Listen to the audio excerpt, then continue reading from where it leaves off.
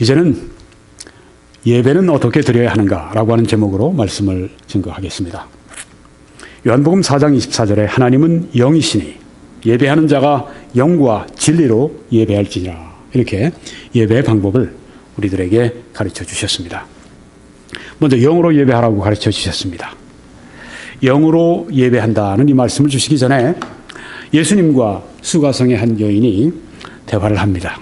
이렇게 수가성의 여인이 예수님께 예배에 관해서 질문을 합니다. 우리 조상들은 이 산에서 예배하였는데 당신들의 말은 예배할 곳이 예루살렘에 있다 하더이다. 네. 이 여인은 예배가 뭔지를 지금 모르고 있습니다.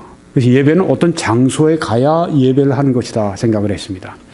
여기 사마리아에서는 산에서 예배하고 유다 땅에서는 예루살렘에서 예배를 하는데 그렇게 해야 예배를 드리는 것이다. 이렇게 여인이 예배를 전혀 잘못 알고 있었습니다. 장소와 무관합니다. 초대교회의 성도들은 어디서 예배를 보통 드렸죠? 다 가정에서 드렸습니다. 집에서 다 드렸습니다. 아마 좀 부유하게 사는 성도의 그 집에 수십 명, 많으면 어떤 때서는 100명 이상 그렇게 예배를 드릴 수 있는 공간도 있었겠죠. 네.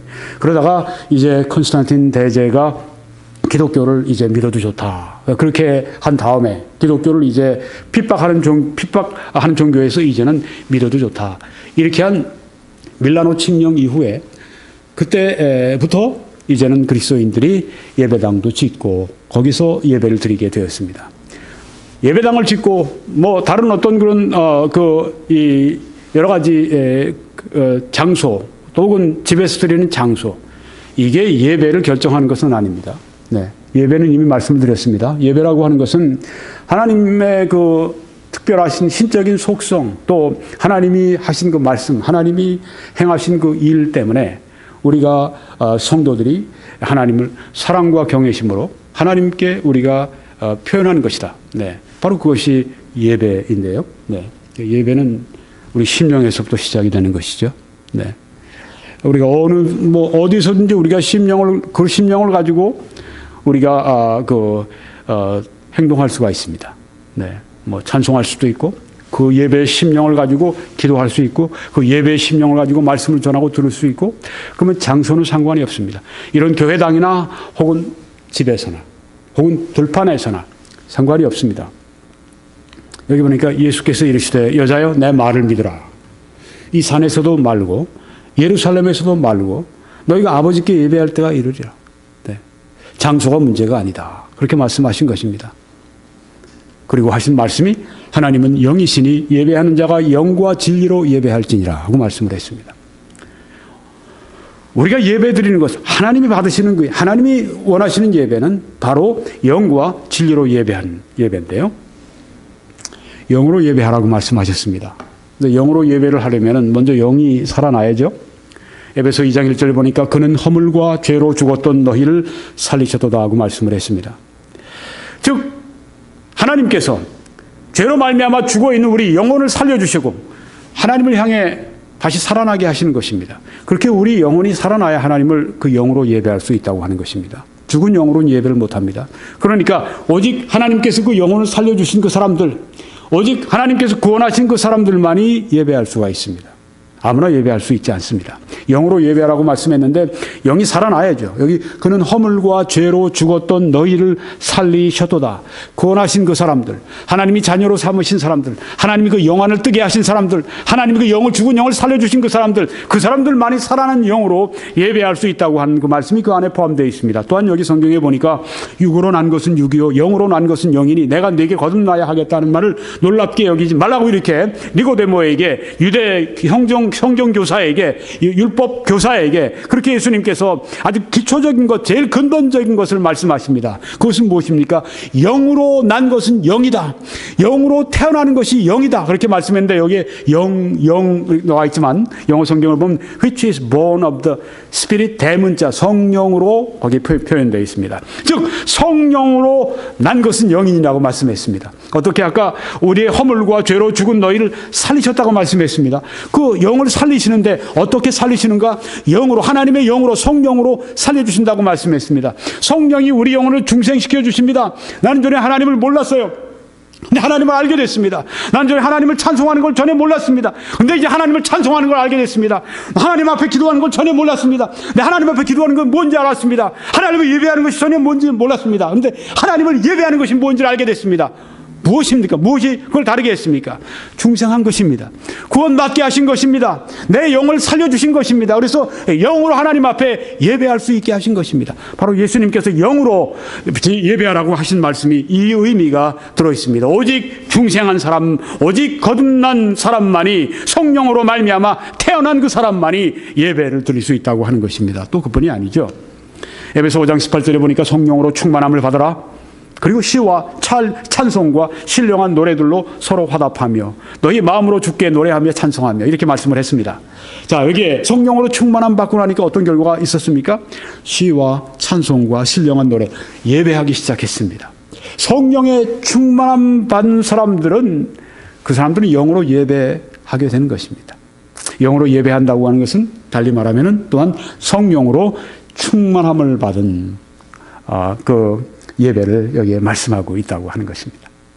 네, R.A. 토레인 목사님의 말씀을 다시 인용합니다. 유일한 참된 예배, 하나님이 받으시는 예배는 성령이 감동하시는 예배다. 네, 유일한 예배, 하나님이 참으로 받으실 수 있는 그 예배는 성령이 감동하시는 예배다. 조금 전에 보여드렸죠. 성령의 충만함을 받으라. 시와 찬미와 신령한 노래들로 서로 화답하며. 네, 그 앞에 술 취하지 말라는 말씀이 나옵니다. 술 취한 사람의 특징이 어떻습니까? 막 노래를 불러요. 요사이 한국의 아주 이 케이블 방송 같은 게 아주 부패해지고 아주 죄악이 난무하고 어떤 일까지 벌리는가 하면은 엽기적인 여러 가지 참 기가 막힌 일들을 많이 보여준다고 그래요. 그 중에 하나가 뭐냐 하면 3살짜리인가 4살짜리 아이한테 술을 마시게 한답니다. 네, 술을 마시니까 얘가 어떻게 해요? 막 춤을 추고 막 노래를 불러요. 네, 그걸 보고선 그 케이블 TV 시청한 사람들이 재밌다 이러고 정신 나간 사람들이죠. 네, 그 KBS에서인가 그 고발을 하더라고요. 이래서 되겠느냐고. 네, 양식 있는 사회가 이래서 되겠느냐고. 네, 죄악이 난무하는 것입니다. 네, 인터넷을 통해서 죄악의 쓰레기가 얼마나 홍수처럼 밀려오는지. 네, 그래서 죄악이 더한 것입니다. 여러분, 아이들마저도, 네, 그렇게 사람들이 술을 마시면 어떻게 됩니까? 이성이 억제가 되잖아요. 네, 술을 흥분시키는 게 아니랍니다. 흥분제가 아니랍니다. 이성을 억제하는 거랍니다. 그러니까 사람이 이성이 있으니까 좀 예의도 지키고 예의 범절도 있고 그런데 이성이 완전히 억제가 되니까 짐승같이 되는 거예요. 제가 왜 술을 안 마십니까? 제일 큰 이유가 거기 있습니다. 우리는 성령으로 충만해서 하나님의 형상을 닮아야 되는데 술을 마시게 되면 그게 아니라 이제는 이성이 억제되니까 내 안에 있는 짐승, 내 안에 동물적 근성이 나오는 거예요. 난 그렇게 내 인생이 그렇게 저열해지고 싶지가 않아요. 짐승같이 되고 싶지가 않다는 말입니다. 성령으로 충만할 때 우리는 시와 찬미와 신령한 노래를 부르게 됩니다. 여기 보니까 유일한 참된 예배는 성령이 감동하시는 예배다. 네. 바르게 예배 드리기 위해서 우리는 우리의 육신의 전적인 무능을 깨달아야 한다. 우리가 어떻게 예배를 바르게 드릴 수 있을까요? 이걸 깨달아야 된다고 하는 것입니다. 무엇을요? 육신의 전적인 무능. 육신은 무엇이죠? 하나님의 영향 밖에 있는 나의 본 모습이에요. 네. 하나님의 거룩하신 영향력 밖에 있는 나의 모습, 납니다. 네. 나는 대단히 종교적인 모습을 하고 종교인이 되고 예배를 드리고 찬송을 하고 설교도 하고 설교를 듣기도 하고 그럴 수도 있어요. 육신으로 그렇게 할 수 있다는 말입니다. 하나님의 거룩한 영향력을 완전히 떠난 아담 안에 속한 사람이 종교인으로 돼서 얼마든지 이렇게 할 수 있어요. 종교인으로서 얼마든지 목사 노릇도 할 수 있고 신학자 노릇도 할 수 있습니다. 그 육신에 속한 사람들입니다. 육신의 전적인 무능을 알아야 됩니다. 육신으로는 하나님을 기쁘시게 할 수 없다고 하는 것을 알아야 합니다. 아무도 육신으로는 하나님의 법을 지킬 수 없다고 하는 것을 알아야 합니다. 여기 보니까 성령의 가르침을 받지 못한다고 하는 것. 성령에 의해 감동되지 않는다고 하는 것, 성령에 의해 지배받지 않고 있다고 하는 것, 이게 바로 육신입니다. 이 육신의 무능입니다. 아까 예배는 어떨 때 참된 예배가, 유일한 참된 예배가 무엇인가? 성령이 감동하시는 예배, 성령의 역사가 있는 예배, 성령이 우리를 인도하시고 성령의 충만한 그 예배만이 참된 예배를 드릴 수가 있는데, 육신은 것이 전적으로 무능합니다. 안 됩니다. 육신은 성령의 감화와 감동을 떠나 있는 존재이기 때문에 우리 힘으로, 육신으로는 절대 하나님 앞에 바르게 예배 드릴 수 없다. 우리는 육신이 우리의 예배에 자기 마음대로 침범하는 위험이 있음을 알아야 한다. 그렇습니다. 구원을 받은 그리스도인들도요. 네, 우리가 육신적으로 예배를 드릴 수가 있습니다. 육신이 예배 드리는 사람으로 가장할 수가 있습니다. 철저히 자신을 부정하면서 성령께서 우리의 예배를 인도해 주시도록 우리 자신을 성령께 맡겨야 한다. 네. 어떤 때는 어떤 분이 일어나서 공중 기도를 인도합니다. 네. 기도하는데 보니까 그냥 그 기도가 아니에요. 네. 뭘 말하는지 네. 열심히 미사역을 써가면서 기도를 하긴 하는데 이 기도가 성령으로 인도받는 기도가 아니에요. 마틴 로이 존스 목사님이 웨일스 지방에서 한번 이제 설교를 하시는데 거기에 어떤 한 분이 일어나셔서 이제 기도를 인도하시게 됐다고 합니다. 그런데 그분이 입을 열어 기도하시자마자 갑자기 그냥 이 분위기가 갑자기 확 바뀌었답니다. 하나님의 거룩하신 임재하심이 그 가운데 충만하게 임재하는 그분이 기도하는 동안에 네. 자기의 생에 별로 많이 경험해 보지 못했던 그런 아주 특별한 경험이었답니다. 네. 그냥 평범한 그런 그 언어로 기도하는데 그 하나님의 임재가 충만한 거예요. 네. 부흥이 그때 있었다고 하는 것입니다. 이게 참, 기도인 반면에, 한 번은, D.L. 무디가, 부흥회를 인도하는데, 이제 어떤 분이 등단해서, 공적인 기도를 하고 있습니다. 네. 얼마나 기도를, 하고 있는지, 기도를 또 오래 했던가 봐요. 기도가 또 은혜가 안 되는 그런 기도, 육신으로 하는 기도 있지 않습니까? 네. 육신으로 그냥, 성경적인 용어를 써도 전혀 성령의 감동이 없는, 네. 육신으로 막 하는 기도. 네. 어떤 분은 열심히 그냥 입에 거품 물고 열심히 기도하는데 그 육신으로 하는 기도예요. 성령의 감동이 없어요. 듣는 사람들 볼 때는, 아이고, 언제 빨리 끝났으면 좋겠네. 아유, 저 장로님 기도 빨리 좀 끝났으면 좋겠네. 아유, 저 목사님 기도 좀 그만하셨으면 좋겠네. 근데 이 무디 선생이 있다가 도무지 자기도 못 참는 거예요. 그리고 예배 분위기, 집회 분위기가 완전히 가라앉는 거예요. 중간에 탁 그 옆에 등단하더니 이분은 그냥 기도하게 놔도 우린 찬송합시다! 그러면서 찬송을 막 부르기 시작했답니다. 기도하는 사람이 얼마나 아주 부끄럽고 당황했겠어요? 네. 기도를 중단하고 내려갔죠. 네.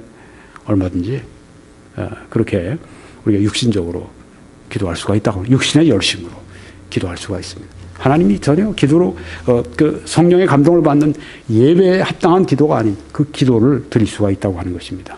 그렇게 하지 않기 위해서 우리가 어떻게 해야 되겠는가? 바로 이 이야기입니다. 철저히 자신을 부정하면서 내 육신으로, 내 말재주로, 내 어떤 성경 지식으로, 내 어떤 그런 어떤 재능으로가 아니라 철저히 자신을 부정하면서 성령께서 우리 예배를 인도해 주시도록 우리 자신을 성령께 맡겨야 한다. 네. 성령의 인도를 우리가 예배 때마다 구해야 된다고 하는 거죠.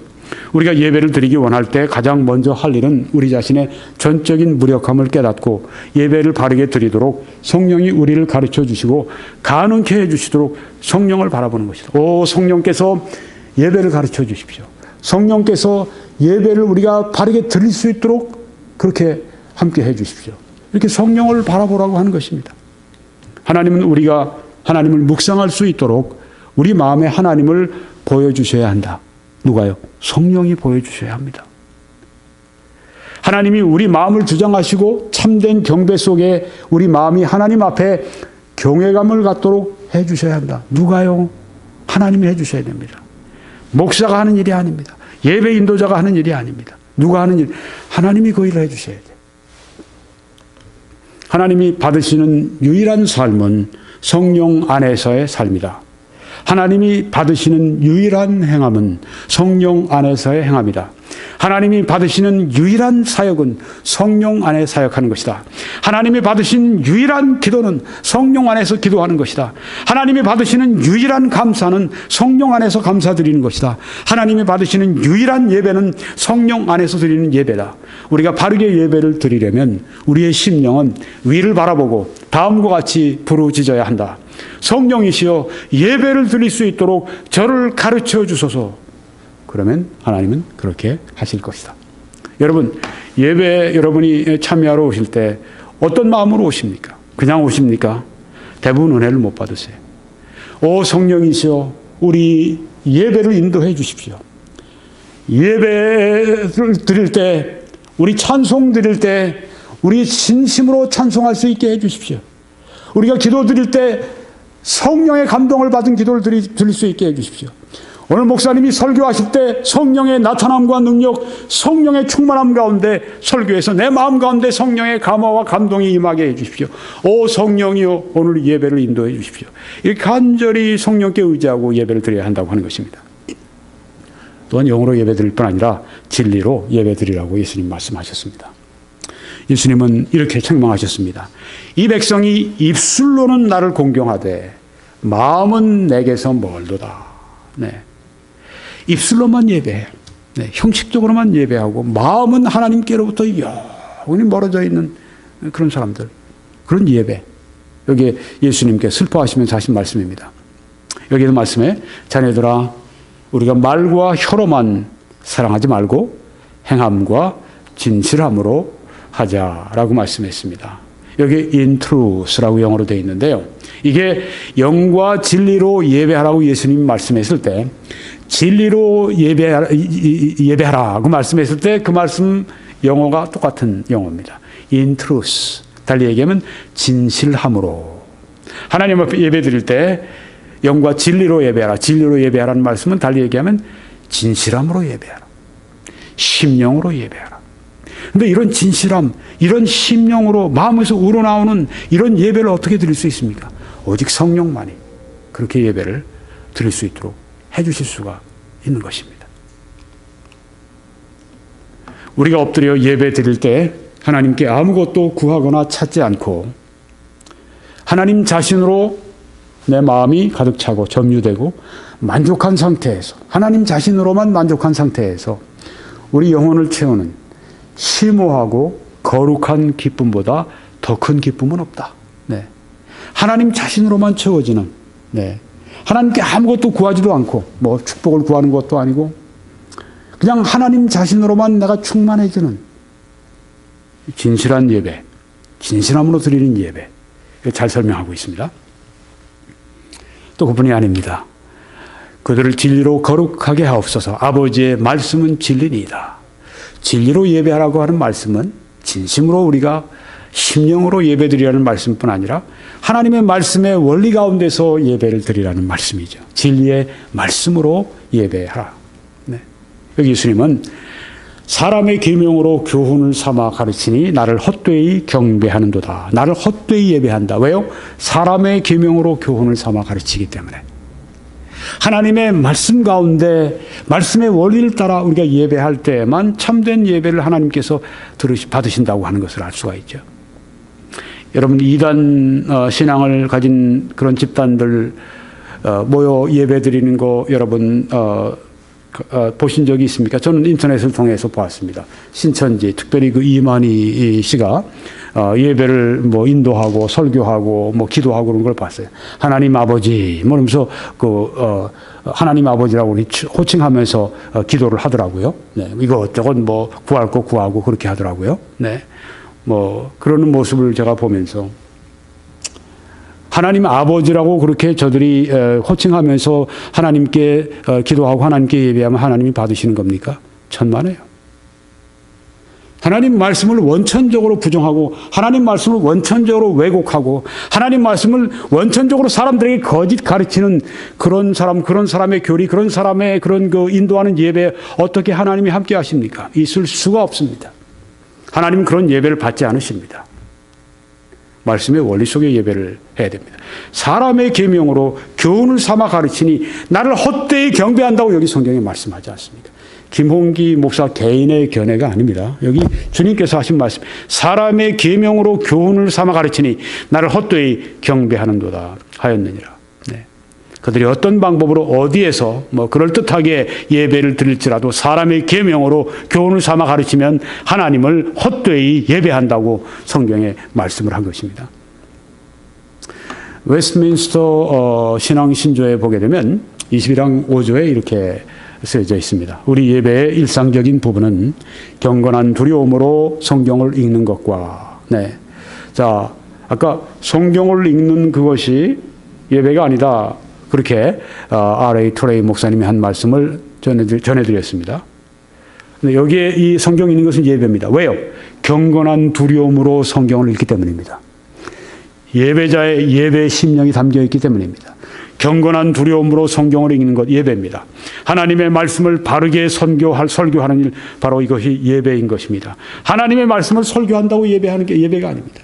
이단 신앙을 가지고 성경을 아주 잘못되게, 하나님의 뜻을 완전히 잘못되게, 인간적으로 완전히 자기의 어떤 목적과 이익을 위해서, 자기들의 어떤 신조를 위해서 하나님 말씀을 완전히 왜곡해서 설교하는 일, 이건 예배가 아닙니다. 반예배죠. 하나님이 증오하시죠. 네. 하나님께 복종하는 마음, 및 깨달음, 믿음, 경외감으로 하나님의 말씀을 양심적으로 청취하는 것, 이게 예배라고 하는 것입니다. 설교를 그냥 듣는 게 예배가 아닙니다. 그러니까 많은 교회에 설교를 전하고 듣는 사람들이 저를 포함해서, 우리를 포함해서 예배를 전혀 드리지 않는 경우가 있어요. 설교를 전혀 예배로 듣지 않는 사람들이 많습니다. 왜요? 복종하는 마음과 깨달음과 믿음과 경외감으로 그 하나님의 말씀을 양심적으로 청취하지 않으면 그건 예배가 아니라고 하는 것입니다.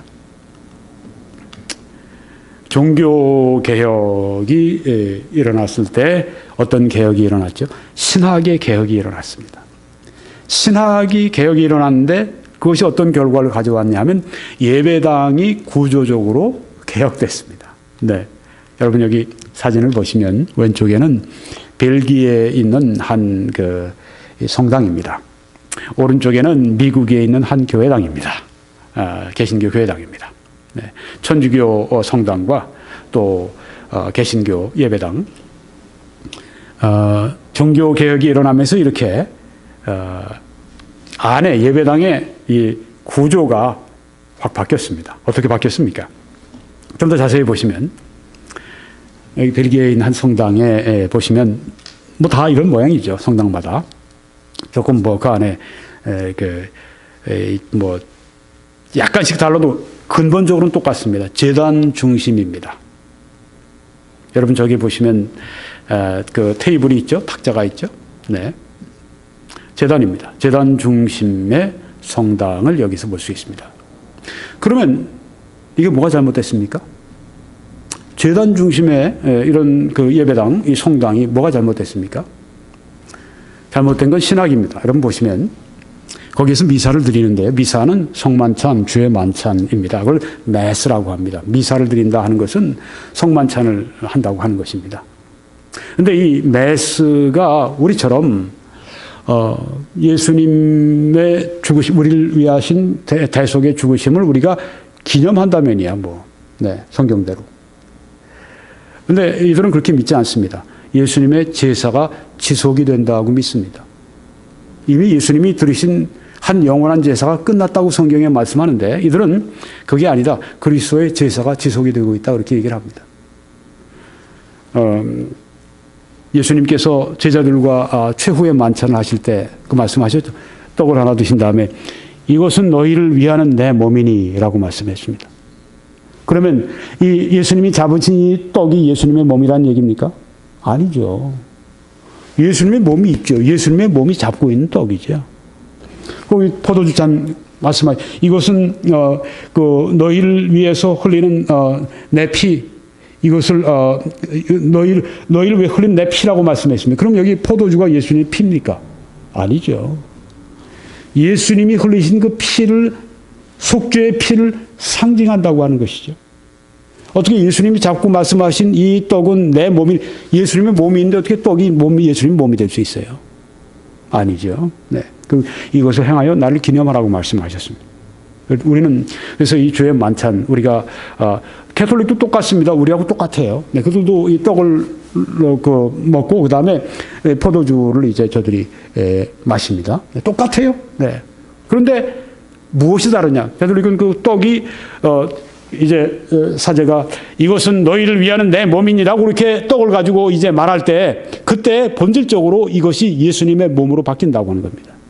그러니까 그 사람들은, 가톨릭은 어떻게 믿냐면 그 떡을 먹을 때 예수님의 실제 몸을 씹는 거예요.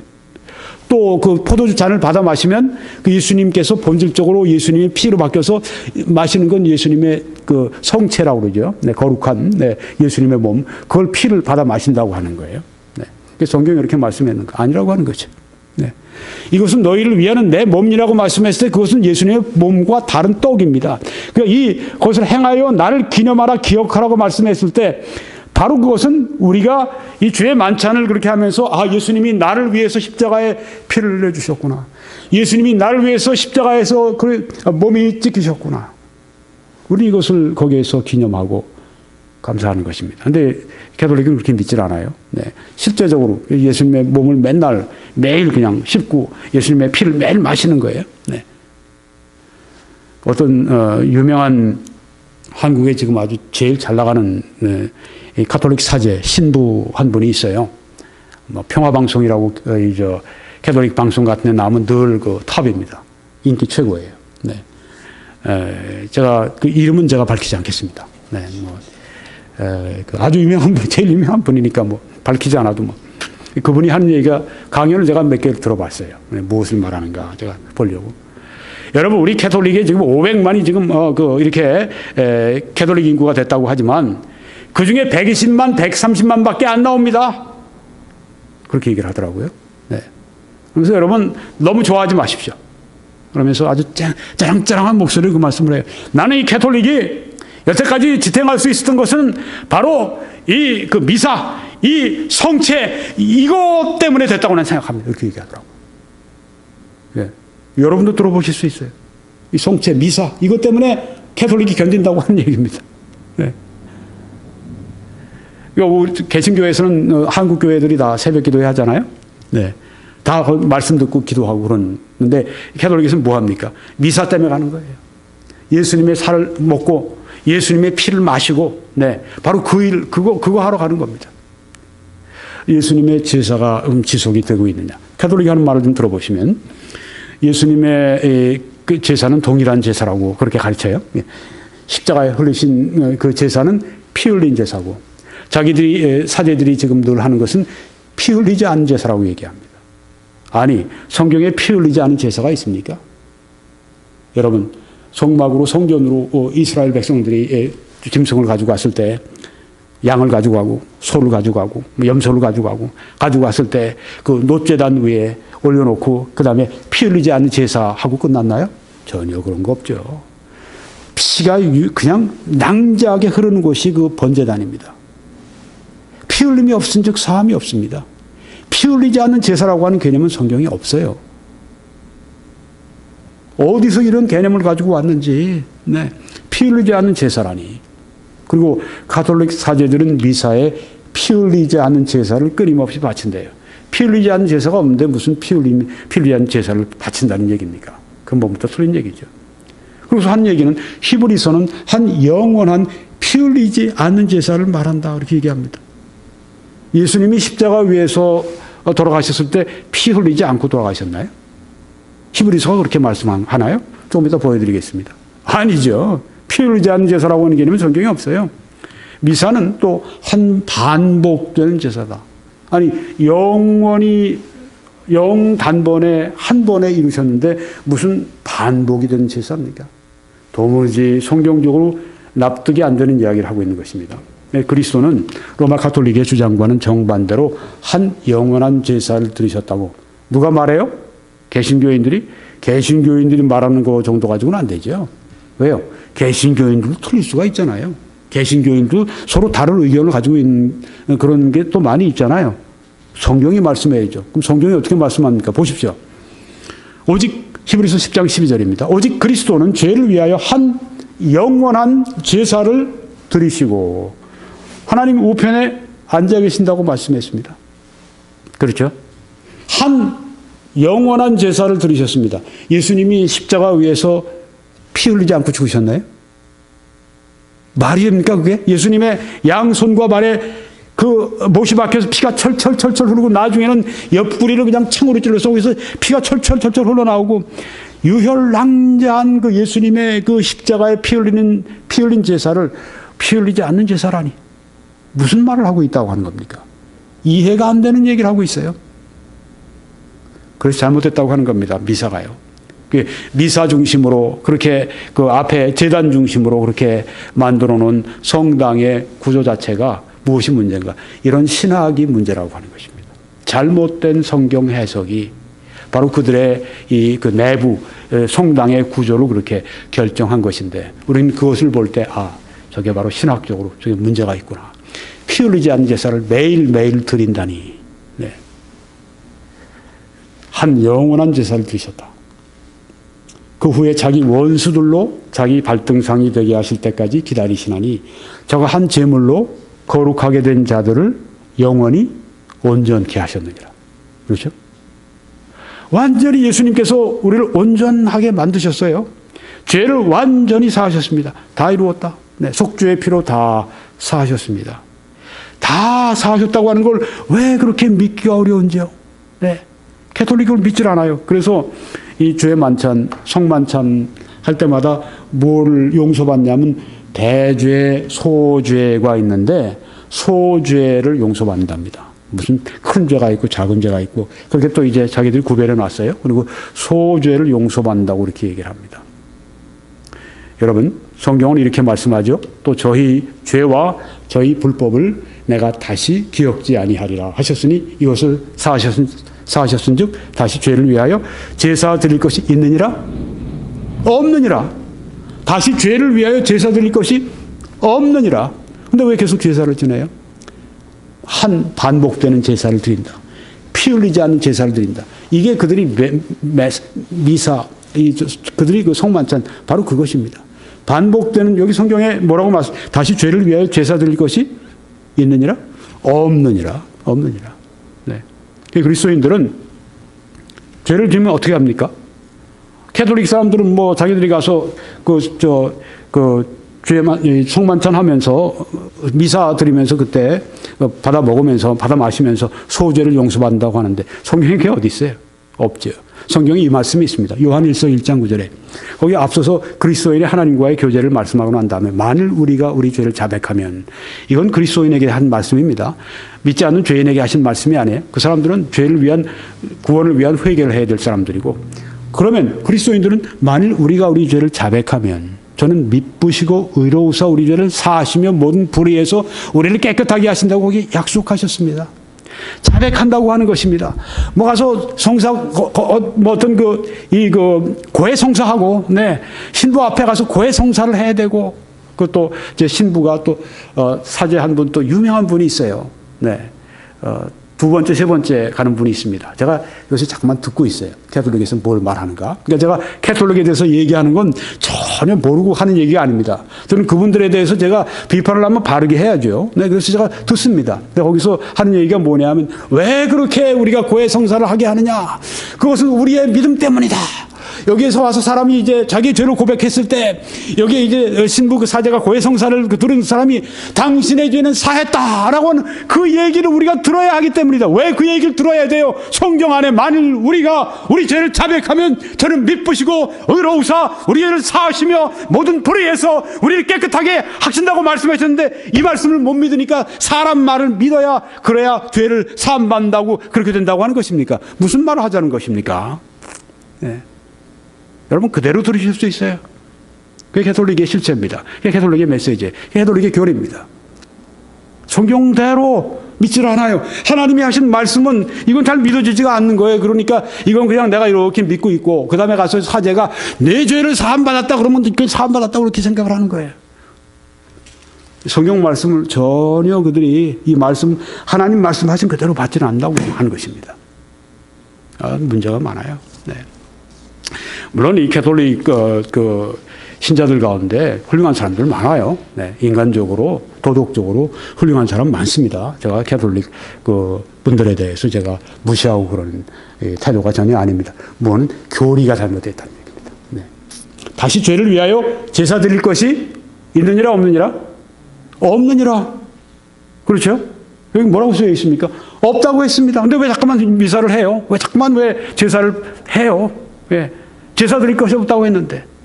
아까 여기 성경에 다 말씀했는데 불구 사제가 고해 성사 받은 사제가 내 죄의 사함 받았느니라 그걸 들어야만 된다고 하는데 무슨 얘기가 어떻게 여기 있습니까? 성경은 왜 필요해요? 성경이 그러면. 그렇죠? 성경 말씀 못 알아가지고 내요. 그러니까 옛날에 성경 읽지 말라고 한 거예요, 거기서. 옛날에 성경 읽으면 성경 또 번역해서 출판하고 그러면 죽였어요. 그런 때가 있었습니다. 캐톨릭 안에 그 역사가 있었어요. 요새는 많이 개혁됐죠. 종교 개혁이 일어난 겁니다. 캐톨릭 안에. 네. 개신교의 좋은 영향이었다고 생각이 듭니다. 여러분, 그래서 우리는 그런 미사 중심, 그런 제사 중심, 성당이 전혀 성경적이 아니라고 하기 때문에 우리는 이처럼 말씀 선포하는 강단 중심의 예배당으로 바꾼 겁니다. 존 칼빈이나 이런 분들이 와서 첫 번째 한 일이 뭔지 아십니까? 이 성당 안에 있는 테이블 같은 거 다 밀어버렸습니다. 그리고 중앙에 딱 강단을 딱 놓은 것입니다. 하나님 말씀. 성경에 예수님께서 영과 진리로 예배하라고 말씀하지 않았습니까? 말씀의 원리를 선포해서 그 말씀대로 살고 말씀대로 믿고 말씀대로 예배하도록 그렇게 한다고 하는 것입니다.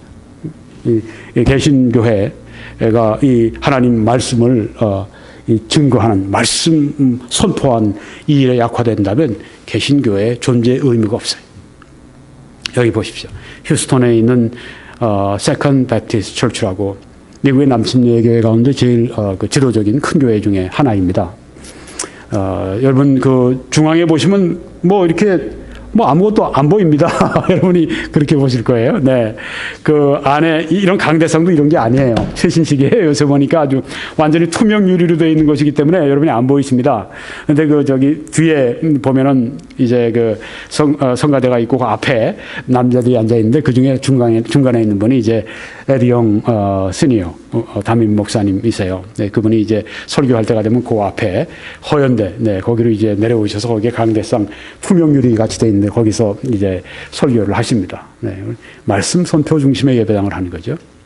이 교회는 조금 이제 뒤에 이런 TV 이런 영상이 좀 약해요. 이 교회는 영상을 잘 해놨습니다. 네. 이 교회도 달라스 인근에 있는 프레스턴 우드 침례 교회인데요. 네. 중앙에 원 안에 보면 거기 이제 강대상이 거기 있습니다. 네. 아주 예배당의 중심에 딱 놓여 있죠. 네. 그리고 이제 찬양대가 뒤에 있고, 그 다음에 맨 뒤에는 침례실이 있습니다. 그래서 이 침례실에서 침례를 주는 장면이 양쪽으로 지금 보여지고 있습니다. 침례를 지금 베풀고 있습니다. 네. 그래서 전혀 성당의 미사 중심의, 제단 중심의 성당이 아닌 말씀 선포 중심의 예배당으로 이렇게 전환이 됐습니다. 왜요? 영과 진리로 예배하라고 말씀하셨기 때문입니다. 세 번째는 우리는 예배를 드릴 때 그리스도의 속죄의 피에 공로에 의지해서 예배를 드려야 한다고 하는 것입니다. 예수님은 내가 곧 길이요 진리요 생명이니 나로 말미암지 않고는 아버지께로 올 자가 없다고 말씀하셨습니다. 우리가 하나님께로 가는 길은 유일한 길은 누굽니까? 그 길은 누굽니까? 예수님이십니다. 예수님만이 그 길이 되실 수가 있습니다. 그래서 우리는 예수님을 통해 하나님께 나가야 되겠는데요. 여러분 그래서 구약에도 보면 저런 성막에 이스라엘 백성들이 이제 광야 생활하면서 하나님이 이스라엘과 함께 하시는, 네, 그래서 하나님이 계시는 그 성막을 저들이 만들어 놨을 때 성막의 교훈은 무엇인가? 하나님께 나아가는 길을 보여주었다고 하는 것입니다. 이 성막은 화려한 것이 아니었습니다. 스테인드 글래스에 고색 창연한 높은 고딕 빌딩에 그런 그런 건물, 혹은 조금 전에 봤던 침례교회들과 아주 넓고 현대식으로 아주 멋있게 해놓은 그런 예배당, 그런 게 아니었습니다. 하나님께 나아가는 길은 그런 것이 필요한 게 아닙니다. 여기 나무, 짐승 가죽 이런 거로 되어 있습니다. 네. 나무는 십자가를 상징하고 짐승 가죽도 또 그리스도께서 우리를 위해 대속해 주신 그 모든 것을 다 보여주는 것입니다. 그래서 여러분 들어갈 때 맨 먼저 들어가는 곳이 바로 여기 놋 제단이죠. 저기 뒤에 큰 넓은 널찍한 제단이 보입니다. 그 놋 제단은 그 위에서 많은 짐승의 피가 그 위에서 그 피를 흘리죠. 유혈이 낭자한 곳입니다. 하나님 앞에 나갈 때 처음 우리가 부딪히는 곳이 어디냐? 제단입니다. 놋 제단입니다. 예수 그리스도께서 십자가 위에서 피를 뿌리셨습니다. 그걸 통해서 우리가 하나님께 나아갈 수 있다고 하는 것을 보여주고 있습니다. 그 다음에 여러분 오른쪽에 보시면 이렇게 물을 담는 물두멍이 있습니다. 들어갈 때 이제 제사장들이 여기다 손을 씻고 들어가서 그들의 그 예배 또 섬기는 일을 하게 됩니다. 우리가 하나님 앞에 나아갈 때 성소로 들어가기 전에 우리도 죄를 우리가 씻어야 됩니다. 죄를 씻어야 됩니다. 우리가 우리 죄를 자백하며 하나님 앞에 예수 그리스도로 의지해서 우리가 나아갈 때 그것을 여기에 말씀하고 있습니다. 안에 들어가면 떡상이 있습니다. 저는 떡을 이제 매일 신선한 떡을 올려놓는데 이 떡은 우리의 생명 되시는 그리스도를 상징하고 있습니다. 예수님이 하신 말씀이 있지 않습니까? 나는 생명의 떡이니 내게 오는 자는 결코 줄이지 아니할 터이요. 네, 떡상 것은 바로 생명의 떡 되시는 예수님을 거기에 보여주고 있습니다. 그 다음에 보면 7 그 금초대가 여기에 있습니다. 금초대는 세상의 빛 그리스도를 상징합니다. 예수님 말씀하지 않았습니까? 나는 세상의 빛이니 나를 따르는 자는 어두움에 다니지 않고 생명의 빛을 얻으리라. 네, 금초대도 예수 그리스도를 말씀하고 있습니다. 또 여기에 금향단이 있습니다. 이것은 여기 향을 피우는데 이건 성도들의 기도라고 했습니다. 우리가 이 안에 들어가기 위해서 어떻게 해야 됩니까? 놋제단을 통과하고 예수 그리스도를 통해서 나옵니다. 또 우리가 손을 씻습니다. 예수 그리스도의 보혈을 통해서 우리가 깨끗함을 받고 이 안에 들어와서 기도하는 것입니다. 우리가 하나님께 기도로 나아갈 때도 어떻게 되는가? 예수 그리스도를 통해서 그렇게 우리가 죄를 자백하고 나가야 한다고 하는 것을 여기서 보여주고 있다고 하는 것입니다. 저기 지금 보이는 것은 휘장입니다. 이제 저 휘장을 열고 들어가면 지성소가 있습니다. 거기 하나님이 거하시는 곳입니다. 거기 언약궤가 있는 것입니다. 자, 이 휘장은 바로 무엇을 상징하는가? 그리스도의 죽음을 상징합니다. 자, 저 안에 지성소에 하나님이 거하시는 곳에 우리가 들어가기 위해서는 휘장이 찢겨져야 되는데 여기 성경에 보니까 우리가 예수의 피를 힘입어 성소에 들어갈 담력을 얻었나니 그 길은 우리를 위하여 휘장 가운데로 열어놓으신 새로운 산 길이요 살 길이요 휘장은 곧 그의 육체니라고 말씀을 했습니다. 예수님이 십자가 위에서 피 흘려 죽으실 때 그때 이쪽에 있던 그 성소에 지금 여러분이 보셨던 이 휘장이 성경에 보니까 위로부터 아래까지 쫙 찢어졌다고 이렇게 얘기했습니다. 그래서 이제는 안에 지성소가 다 들여다 보이게 됐습니다. 자, 이 휘장이 무엇이냐? 이 휘장은 예수 그리스도의 육체라고 말씀했습니다.